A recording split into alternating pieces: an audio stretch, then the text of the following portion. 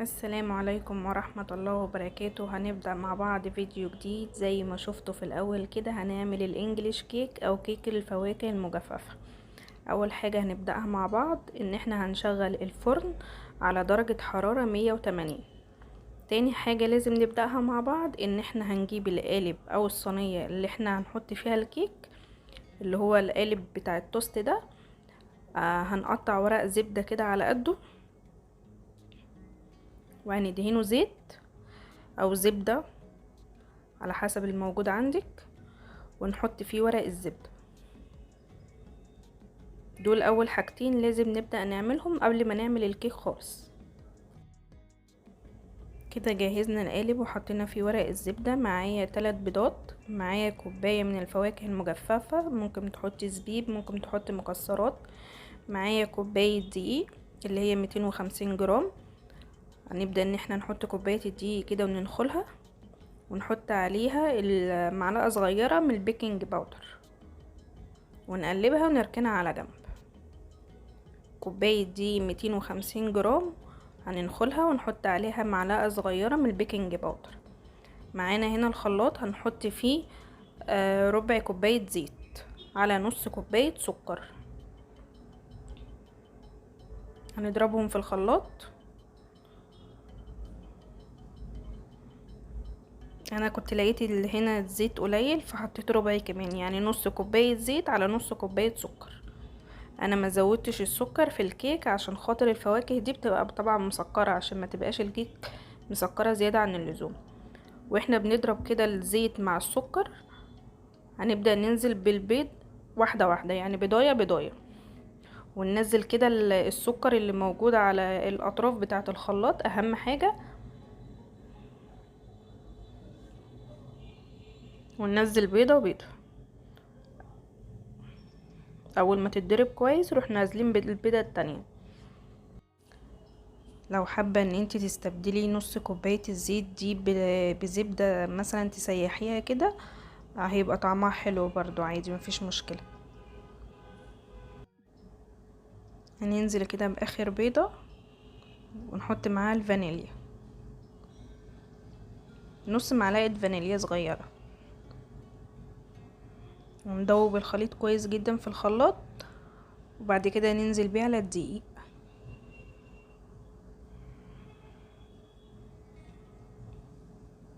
هنا معايا اللي هي كوباية الفواكه المجففة، هنزل عليها بنص معلقة كبيرة من الدقيق علشان خاطر يمسك في الخليط بتاع الكيك.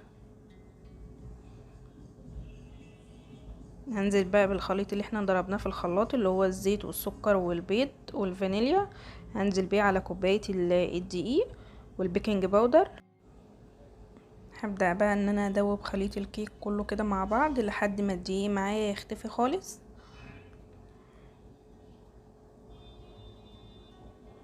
زي ما انتوا شايفين كده هحط معلقتين لبن بس، طبعا اللبن ده بدرجة حرارة المكان يعني دافي. هبدأ برضو ان انا اقلب كده الخليط كله مع بعض. ده القوام بتاعه. هبدأ انزل بمعلقتين من الفواكه المجففة وادوب برضو الخليط كده.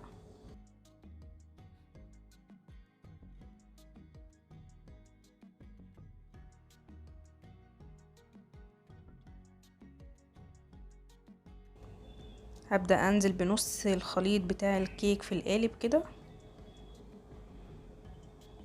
ابدأ ان انا اسويه كويس في القالب.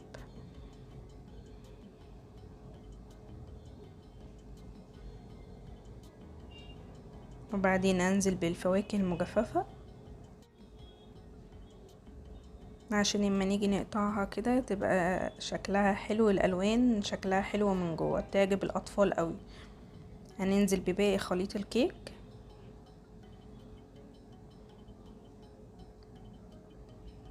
طبعا الفرن ده كله شغال معايا على درجة حرارة 180. هنبدأ برضو ان احنا نساوي كده.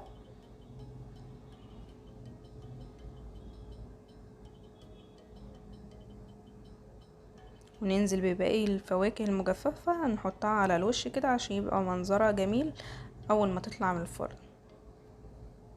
الالوان دي هتعجب اطفالك جدا وبتدي منظر حلو قوي بعد ما تستوي، هتشوفوها معايا.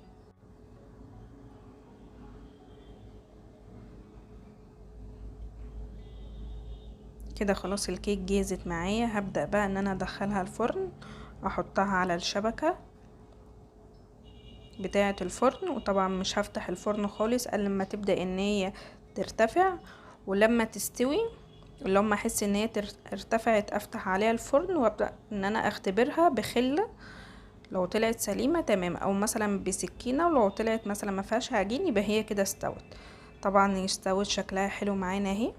طبعا سبتها تبرد خالص وبعد كده شلت من عليها ورق الزبدة عشان اما اجي اقطعها تبقى شكلها حلو ما تفرولش معايا. الفواكه عاملة شكل حلو قوي وهتعجب اطفالك، وهشة من جوه مش مسكرة قوي. جربيها بشكل مختلف للكيك ان شاء الله تعجبك. وطبعا ما تنسوش اشتراك في القناة وتفعلوا زر الجرس عشان يوصلك الفيديوهات بتاعتي كلها، وتعليق حلو منك كده في التعليقات تحت واذا كنت جربتيها او لا. السلام عليكم ورحمة الله وبركاته، اشوفكم في فيديو جديد ان شاء الله.